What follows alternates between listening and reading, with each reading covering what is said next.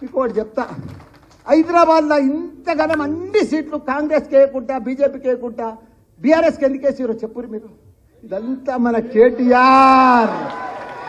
అరే కేటీఆర్ అంటే ఏందయ్యా? ఒక చరిత్ర, ఒక హిస్టరీ, ఒక ఐకాన్.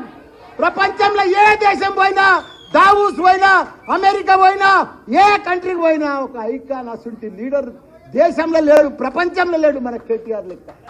ఆయన అభివృద్ధి వీళ్ళంతా బీఆర్ఎస్ పార్టీ లేని లోటు హైదరాబాద్లో కనిపిస్తుంది.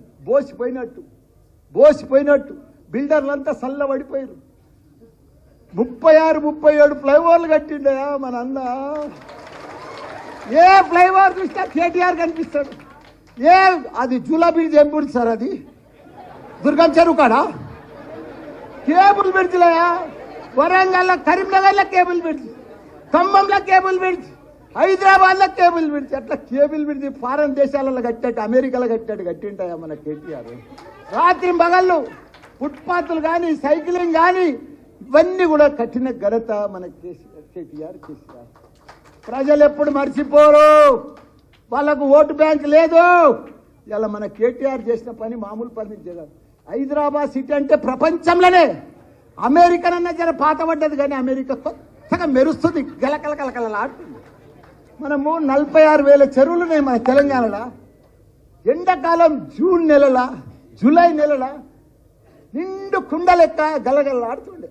అసలుది ఇప్పుడు చూడు, ఏ చెరువు చూడు బోసిపోతుంది, ఎండిపోతుంది, పర్యలు పడుతుంది, అన్ని క్రాకులు వచ్చినాయి. అంత దరిద్రం. యథా రాజా తదా ప్రజ అంటారు కదా. మన కేసీఆర్ ఉన్నన్ని రోజులు రోజు వర్షాలు, వద్దంటే వర్షాలు, పిలిస్తే వర్షం వస్తుండే కేసీఆర్ అంటే. అసలు కేసీఆర్ గొప్ప మార్పులమ్మా. కాబట్టి మనమందరం కూడా మళ్ళా కేసీఆర్ కేయాలి. ఎన్ని గురుకుల పాఠశాలమ్మా? 1,000 గురుకుల పాఠశాలమ్మా మన పిల్లల కోసము. ఒక్కొక్కరికి 1,20,000 రూపాయలు ఖర్చు పెట్టి కట్టించిండమ్మా. బిల్డింగ్లకు పైసలు లేకపోతే కిరాయి బిల్డింగ్లలో పెట్టి చదివిపించిండమ్మా. అంత పెద్ద గొప్ప నాయకుడు మన కేసీఆర్.